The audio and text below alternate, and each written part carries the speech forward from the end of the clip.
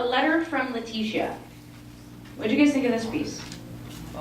Another piece is kind of like documentary with an animation spin. Talk about your tonal shift. When you watch this, first of all, it's like an animated watercolor painting. It's very pretty to look at, and it just seems very innocent and sweet. And then comes the, I don't know what you call it, the capper. We go to black and white, and it's photographs, and now they're talking about people being murdered and disappeared, and which probably most of us had no idea that this happened. So it's like they set you up with something like it's like a, I don't know, a candy and sweet on the outside, and there's not chocolate in the middle. There's something sour and horrible in the middle when you bite into it. So. Fue un día frío, pero con un lindo sol. La semana pasada llovió todos los días. Yeah, actually, on that, it's sort of what it reminded me of when I was watching it. I thought of, like, you know, the language was so poetic, and the images were beautiful. The raindrops and the guitars and all that stuff. And then to find out that it was written by a very young girl, and it reminded me actually a lot of Diary of Anne Frank. And sort of then to find out sort of what ended up happening to her actually reminded a lot of that too.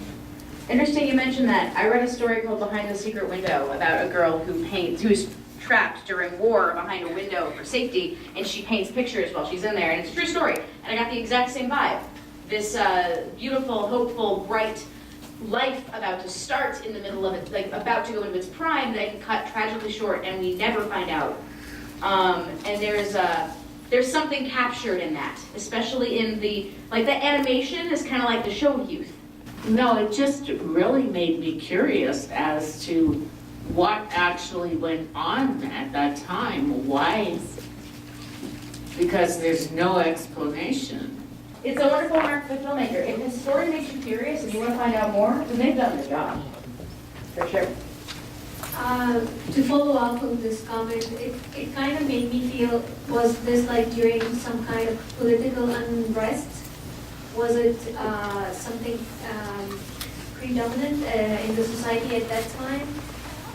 Like the movie started with hope, and then the end of the movie, we ended up with a lost hope. Yeah, it definitely has that tone of like just paying tribute to something that happened, that lives that are lost and not questioned about.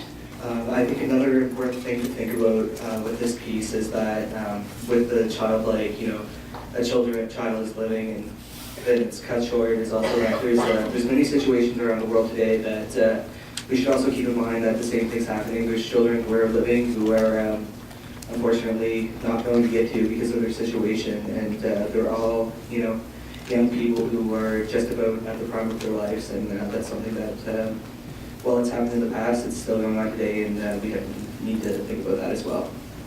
Absolutely. It is a good piece to play, because every piece we talk about that touches something in the history is something we can stop happening, something that we can stop from happening again. So it's important to be seen for sure.